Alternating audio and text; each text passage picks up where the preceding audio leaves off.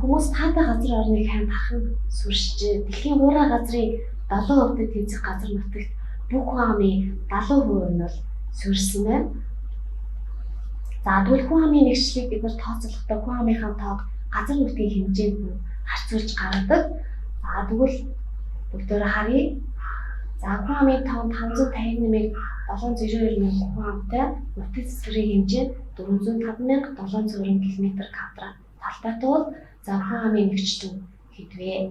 За тооцоолбол 136 хүн км².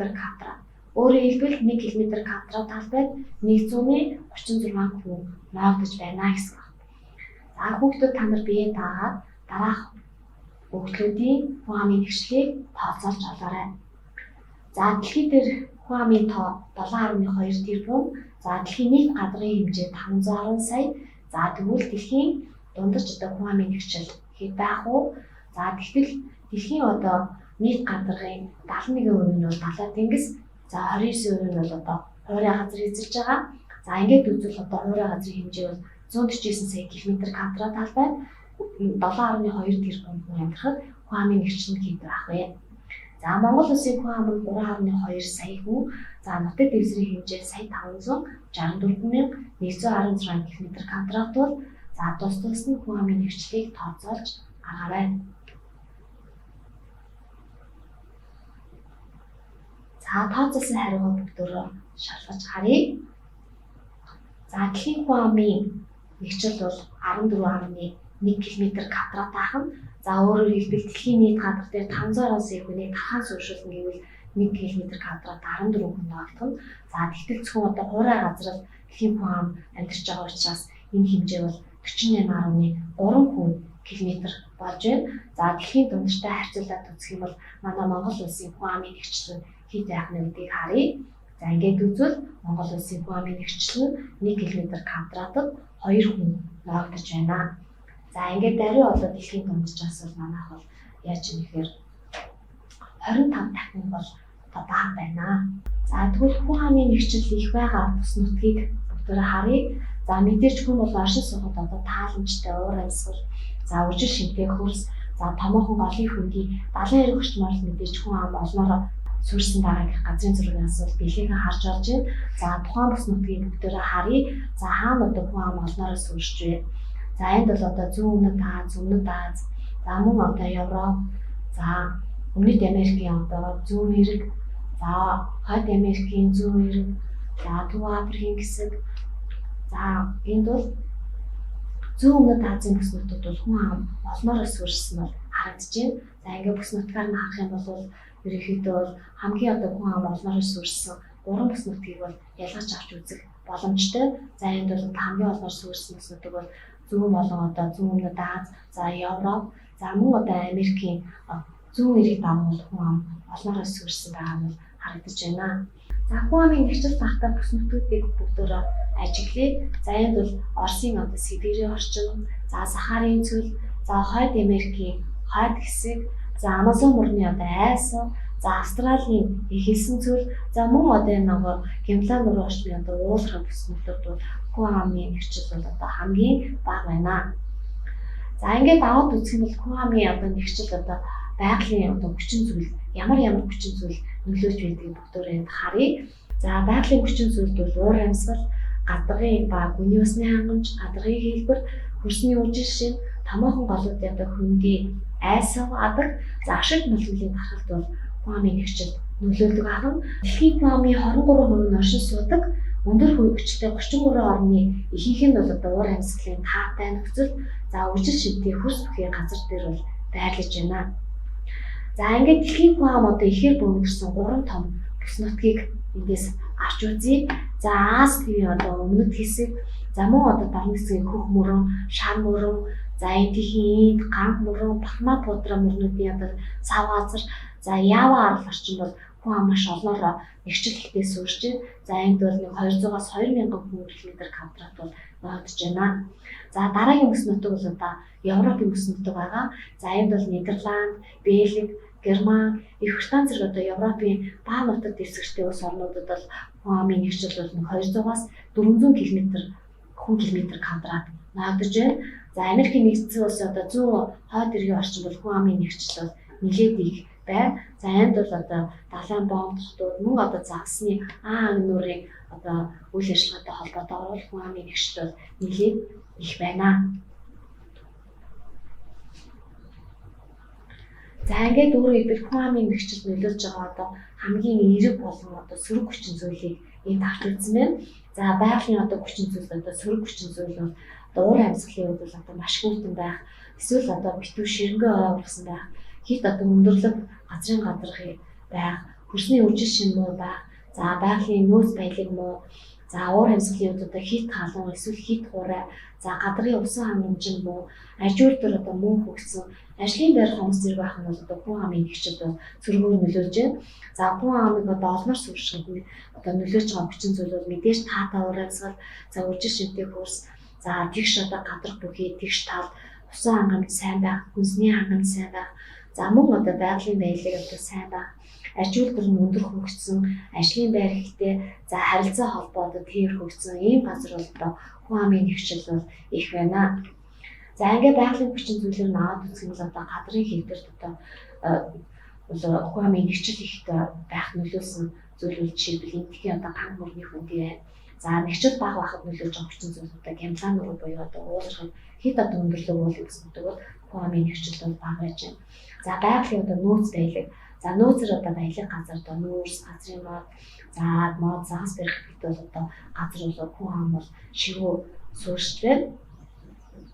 За гэтэл одоо хүн амын нэгжил бага газар бол байгалийн нөөц баялаг бол бага газар бол хүн амын суурьшил бага байж байна. За жишээлбэл одоо сахилын арал орчин бол хүн амын нэгжил одоо хамгийн бага байна. За уур амьсгалын үед бол мэдээж хамгийн таатай дулаан чийл ус орнуудад бол хүн ам олноор суурьшиж байна. За энэ бол хибертан. За эсвэл одоо халуун хөвгтөн цагаар ээжтэй уур амьсгалтай амьдрахад хэцүү одоо бүснэтүүд бол хүн амын нэгжил хамгийн бага. Жишээлбэл энд бол сахарын зүйлээ. За нийгмийн хүчин зүйлээ. За нийгмийн хүчин зүйл одоо улс төр нийгэм эдийн засгийн хүчин зүйлүүд бол хийх юм нөлөөлж байна. За нэгжил их байх бол одоо улс төрийн хувьд бол татвартай, за засгийн газрын нь бол одоо хүн амынхаа чиглэсэн үйл ажиллагааг бол одоо дээд зэргээр одоо явуулдаг улс орнууд бол хүн амын нэгжил гэхээр за энд бол одоо Сингапур улс байна. За тэгтэл одоо улс төрийн хувьд бол тухайн орнуудад одоо заавал хүн амд улс орноос дайчин дүүрэг, за шилжилт хөдөлгөөнд ордгоос болж хүн амын нэгжил бага байгаа улс орн байна. Жишээлбэл энэ бол одоо Афганистан улс. За нийгмийн байдал, за нийгмийн одоо аюулгүй байдлаас бие биедэг одоо ойрхон амьдардаг. За энэ бол одоо Америк улс. За тэгтэл одоо зарим улсын эргэтэн зайдуу амьдрахыг илүүд үздэг улс орн байна. За энэ бол нэгжил бага. Жишээлбэл одоо Скандинавын хамгийн улс орнуудын жишээ байна. За эдийн засаг бол мэдээж одоо нэгжил их байхад бол ажлын байрны таатай нөхцөл, за мөн олдоц их байх нь бол хүн амын нэгжлийг бол ихээр одоо байх хүн амыг дараа олноор одоо төлөвлөхөд бол гол нөлөө үзүүлж байна. За ингээд дэлхийн хүн амын байршил нөлөөлж байгаа одоо хэд хэдэн хүчин зүйлийг энд авч үзье. За нэгт нь бол одоо тухайн гадрын өндөршил их байх гэсэн бол одоо хүн амын нэгжил баг. За тухайн газар нутаг нам байх, намдар газар цогцсон газарт бол одоо хүн амын нэгжил их байна. За энд бол одоо Европын бүс нутаг, за мөн одоо энэ Парамголын хөндөй, за Флоридын хойд орчин одоо газрын намдар газар бол хүн амын нэгжил бол харьцангуй их байгуул харах боломжтой байна. За ингээд хүн амын байршил одоо өндрийн бүслүүрээр хэрхэн одоо багтаж байгааг энэ харах боломжтой. За газрын гадар одоо дээшлэх тусан бол одоо хүн амын нэгжил буурч байгааг эндээс бол харах боломжтой. За дараад нь бол тухайн одоо хүн амын орж байгаа өргөгөөр ялгаж авч үзье. За ингэж авч үзэх нь бол одоо хүн ам хамгийн одоо олноор байрлаж байгаа өргөг бол одоо Торрентын бүс нутаг бол хүн ам олноороо бол төвлөрсөн байгааг бол эндээс харах боломжтой. За энэ бүс нутагт бол одоо сахарын цөл орчмол одоо хүн амын тав бага болохоос биш бусад одоо бүс нутагт бол яаж нэхэр хүн амын нэгжил бол нэлээд өндөр байгаа. За энд бол одоо хүн амынхаа тоогоо хэрэгжиж байгаа топ 2 улс байрлаж байна. За мөн одоо Өмнөд Америк, Түрэг Америкийн одоо нэлээд одоо хүн амын тоогоо хэрэгжүүлдэг улсууд орнууд бол яг энэ үүрэгтэр бол байрлаж байна.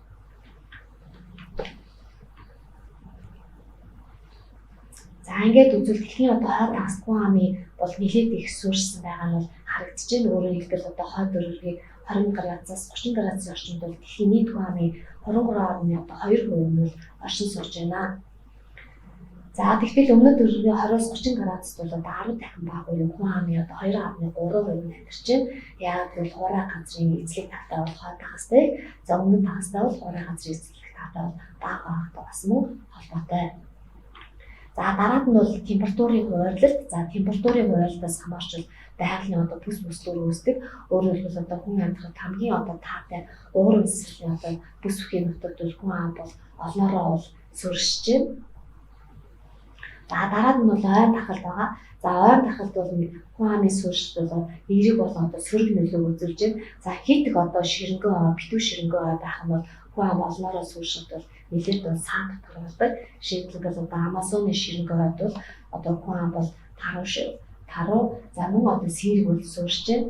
За ингээд хосуурын газрыг хэлэх юм бол одоо бол Амазон бүрийн дагуу одоо борооны ойгуул их хэмжээгээр бол тогтолж хосуурын газрын хаяг бол тэлж байна. За далайн урсгал нь бол одоо хүн амын амьдрал сухад хүн амын нэгтрэлд бол нэлээд их нөлөөлдөг. За далайн одоо дулаан арс бол ойр тармах газар нутгийг бол илүү дулаахан чиглэлийг болгодог бол далайн хүйд урсгалын нөлөөгөөр бол хур томс орохгүй. За далайн иргэн дагуух одоо томоохон цөлүүдийг бий болгодог. За ингэснээр бол одоо хүн амын нэгчил бас нөлөөлдөг. Жишээлбэл одоо Австралийн төв хэсгэл бол ихэнх нь одоо баруун Австралийн хүйтэн одоо далайн урсгал за мөн одоо тропикийн материйн одоо агаарын их даралтын одоо бүсэд байлдаас хамаарч хур томс маш бага ундаг. За үүнээс одоо зөвхөн одоо Австралийн зүүн иргэн дагуу хүн амын нэгтрэл их байх жишээтэй. За ингээд далайн урсгал бол одоо дулаан хүйт урсгал бол хүн амын нэгтрэл бол нөлөөж байдаг байна. За дараагийн мэдээж далайн одоо урсгал агаарын даралтын хувьд за мөн одоо агаарын температурын үзүүлэлтээс хамаарч дэлхийн одоо томоохон цөлийн бүс нутагт бол хүн амын одоо нэгжил бол нэлээд бага үзүүлэлттэй байдаг. За энд бол дэлхийн томоохон цөлүүдийг авч үзэн байна. За энэ цөлийн дагуу бол хүн амын нэгжил мэдээж хамгийн бага байна. За дараад нь бол ашигт малтмигийн нөөц. За ашигт малтмигийн нөөц одоо хаана их вэ гэвэл мэдээж одоо хүн ам суурьшилтаа эдийн засаг одоо өндөр хөгжих боломжтой. За эдгээр одоо бүс нутгууд бол хүн амын нэгжил их байгаа хүмүүс та нар ажиглаж харж байгаа хаа.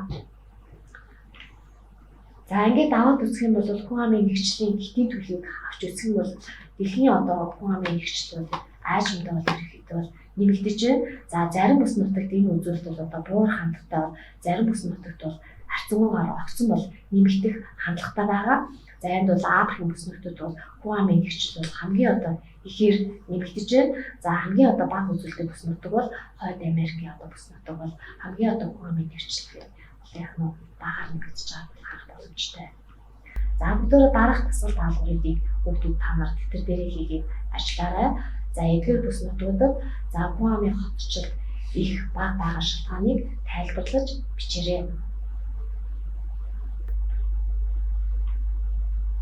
Эдгээр зургуудыг ашиглаад хүмүүстээ дараах бүсдэгтээ бүглэж тэмдэглэж агаарай.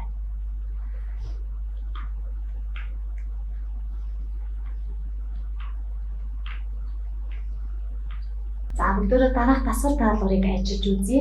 За Хойд Америкийн зүүн эрэг дагуу хүн амын нэгжил бол их байна. За шалтгаан нь бол энд бол намбар газар, за далайн дулаан арсгал, дулаан уурын эслийн нөлөөгөөр хүн амын нэгжил болон хотчил их байна.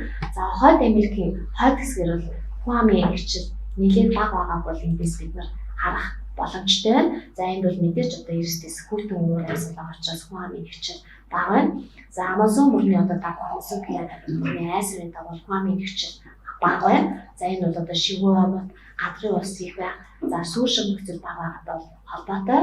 За дараад нь бол Африкийн одоо хэсэг буюу Сахарын хэсэг байж байна. За энд бол одоо халуун хуурай урамсгал цөл газар байгаа учраас хүн амын нэгжил бага байна.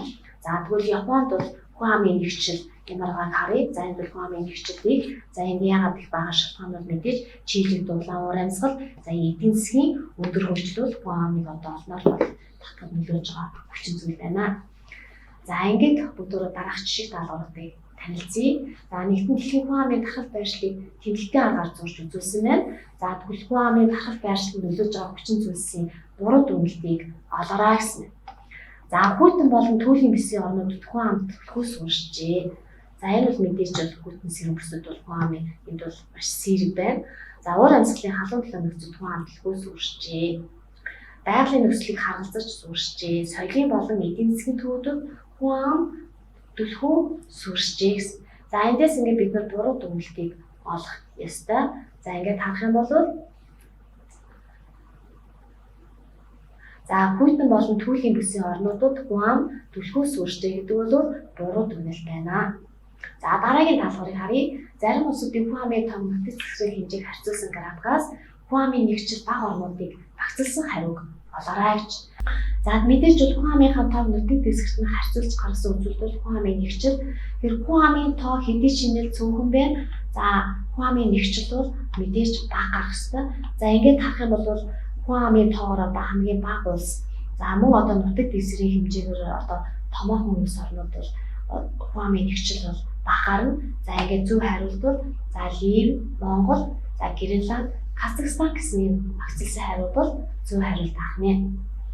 За ингээд хичээлээ амжилттай судалж байгаа хүүхдүүдэд амжилт хүсье.